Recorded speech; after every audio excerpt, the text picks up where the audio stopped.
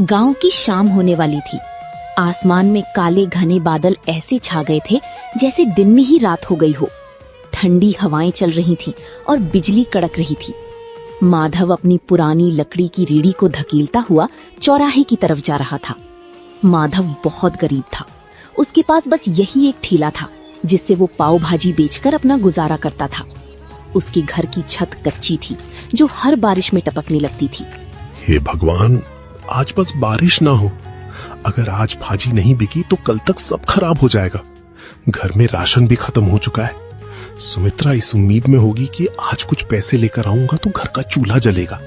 जैसे ही माधव ने चौराहे पर अपना ठेला लगाया वैसे ही मोटी मोटी बूंदें गिरने लगी। देखते ही देखते बहुत तेज बारिश शुरू हो गई। लोग अपनी अपनी दुकानों के शटर गिराकर घर जाने लगे। तभी माधव ने जल्दी से एक फटी हुई पन्नी निकाली और अपनी पाव भाजी को बचाने के लिए उसे ढक दिया। वो खुद तो भीग रहा था पर उसे चिंता अपनी भाजी की थी। तभी गांव का एक आदमी बिरजू जो माधव के ठेले के पास से जा रहा था, उसने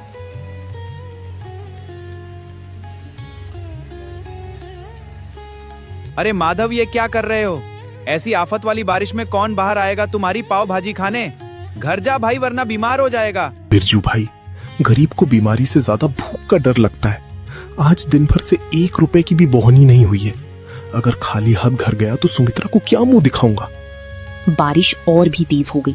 वो एक पेड़ के नीचे खड़ा होकर बस आसमान की तरफ देखने लगा। उसकी आंखों में आंसू थे और दिल में डर। रात के 8 बज गए थे। बारिश थोड़ी धीमी हुई थी लेकिन हर तरफ सन्नाटा था। माधव ने सोच लिया था कि आज का दिन उसके लिए खराब गया। अब घर लौट जाना चाहिए। वो अपना सामान समेट ही रहा था कि अचानक एक बड़ी सी कार कीचड़ उछालती हुई आई और सीधे माधव के ठेले के पास आकर रुक गई। उस कार से एक साहब बाहर उतरते हैं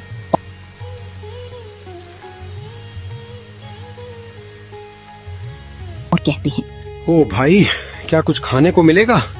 हम लोग शहर जा रहे थे लेकिन आगे का रास्ता बंद है। बहुत जोर की भूख लगी है। जी साहब, भाजी तो तैयार है, बस पाव गरम करने की देर है। आप 5 मिनट रुकिए, मैं अभी देता हूँ। अरे भाई जल्दी करो, इस ठंड में कुछ गर्मा गर्म मिल जाए तो जान में जान आए। माधव की मुरझाई हुए चेहरे पर रौनक आ गई। उसने जल्दी से चूल्हा जलाया। मक्खन की खुशबू चारों तरफ फैल गई। उसने तवे पर भाजी को अच्छे से मैश किया और पाव को मक्खन लगाकर लाल होने तक सेका।